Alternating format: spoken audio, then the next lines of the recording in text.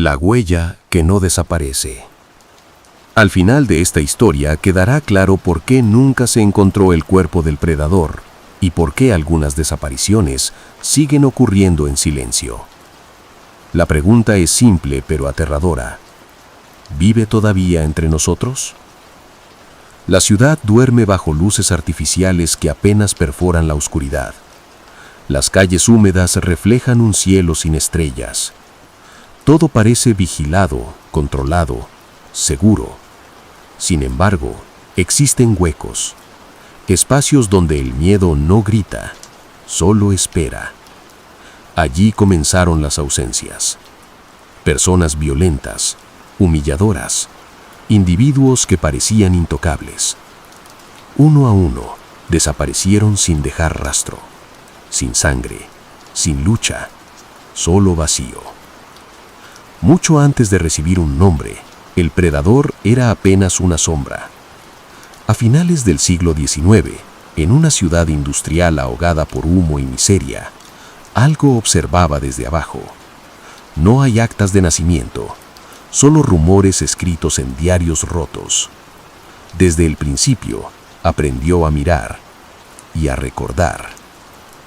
Entre 1895 y 1910, trabajadores conocidos por su brutalidad comenzaron a no volver a casa. Nadie conectó los puntos. Nadie quiso hacerlo. Pero algo ya había despertado. El nacimiento del monstruo. Ningún monstruo nace completo. Primero es herida. A finales del siglo XIX, el futuro predador no era una criatura, sino una víctima. Golpeado, humillado, reducido a nada. Cada abuso se acumuló como una capa de carne muerta alrededor del alma. En el invierno de 1899 ocurrió lo irreversible. No fue un crimen planeado, fue un estallido, un impulso animal, un agresor que nunca volvió a ser visto. Después vino el descubrimiento. Consumir al agresor no solo eliminaba el miedo, lo fortalecía. La carne humana se volvió memoria, poder, castigo absoluto. A partir de entonces nació una regla interna. No atacaría a cualquiera, solo a quienes dañaban, solo a quienes humillaban, solo a quienes lo molestaban. Pero cada acto lo alejaba más de lo humano. El cuerpo comenzó a cambiar, a adaptarse, a responder a una lógica distinta. Entre 1905 y 1912, los testimonios se volvieron extraños. Figuras demasiado altas, movimientos imposibles, ojos que reflejaban la luz como los de un animal nocturno. En algún punto, su nombre humano desapareció de los registros. Ese fue el verdadero nacimiento del monstruo. Cuando el tiempo dejó de tocarlo. Todo envejece, excepto aquello que no pertenece del todo a este mundo. Las décadas pasaron, las ciudades cambiaron, las generaciones murieron. El predador permaneció intacto. No joven, conservado. En 1931, un forense anotó algo inquietante. Marcas imposibles, fuerza inhumana. Nadie quiso profundizar. El predador descubrió la ecuación. Mientras siguiera alimentándose, el cuerpo no se degradaba. Cada víctima prolongaba su permanencia. Durante la Guerra Mundial, el caos lo cubrió todo. Apagones, ruinas, cuerpos sin nombre. El predador se mezcló con la destrucción. Nadie notó nada extraño. En 1947, un archivo fue sellado. Fotografías desaparecieron. Páginas arrancadas. Alguien entendió que aquello no podía explicarse sin romper la mente colectiva. Pero la inmortalidad tenía un precio. Cada año sin alimentarse traía dolor, deformación, hambre insoportable. No vivía eternamente, sobrevivía. Y en 1959, alguien empezó a notar la grieta. La cacería invertida. Todo depredador es observado tarde o temprano. A comienzos de los años 60, una presencia humana comenzó a seguir patrones: desapariciones, silencios, ausencias demasiado limpias. Un investigador que no creía en monstruos, solo en ecuaciones. Entre 1962 y 1964, ambos se estudiaron sin verse. El predador redujo su actividad. El cazador anotó el silencio. Una noche lluviosa, se encontraron sin tocarse. Ambos supieron la verdad. Ya no estaban solos. El predador quiso devorarlo, pero no pudo. Ese humano no encajaba en la regla. No era cruel, no era abusivo. Romper la regla significaba romperse a sí mismo. En 1967, un archivo secreto fue creado. Una sola palabra en la carpeta: predador. La ciudad comenzó a cerrarse como una trampa. La noche en que intentaron atraparlo.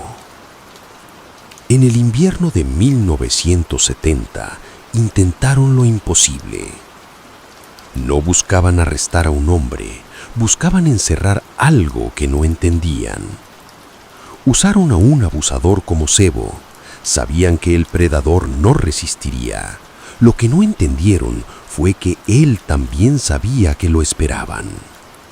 Cuando apareció, no huyó, caminó hacia la trampa con calma antinatural. El plan colapsó en segundos.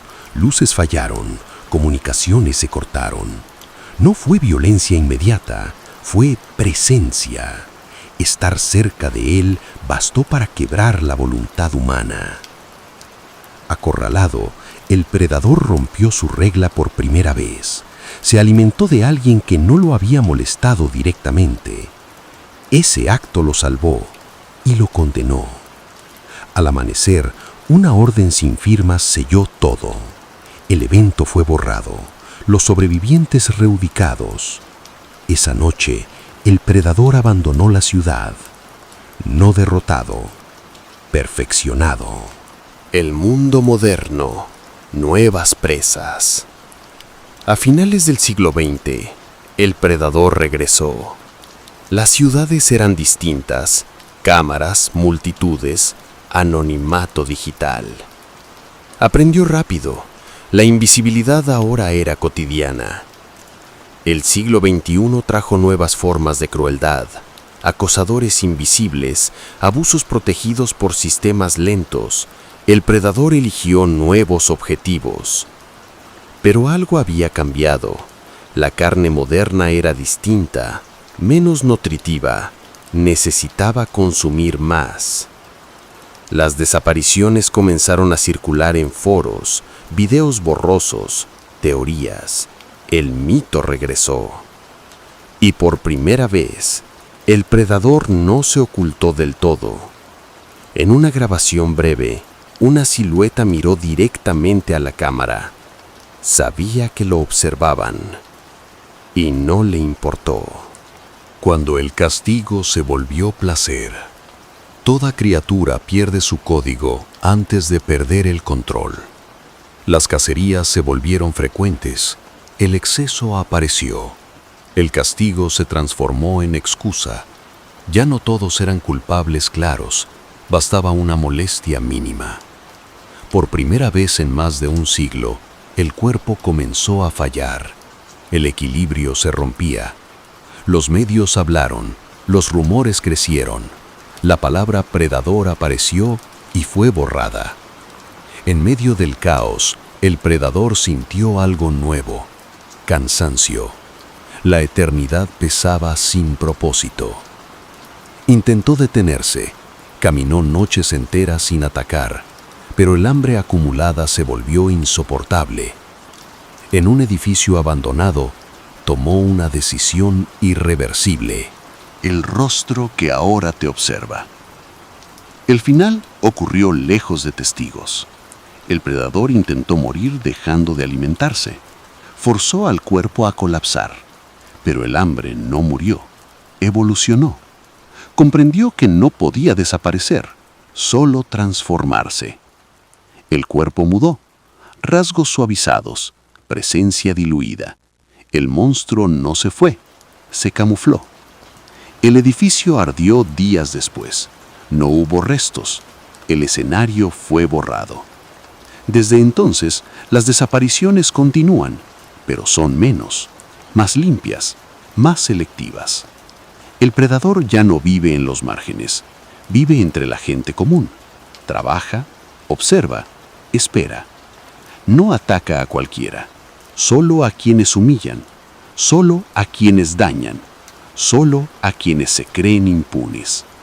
La pregunta final no es si existe. La pregunta es si algún día te considerará una presa. Porque el predador no murió, evolucionó.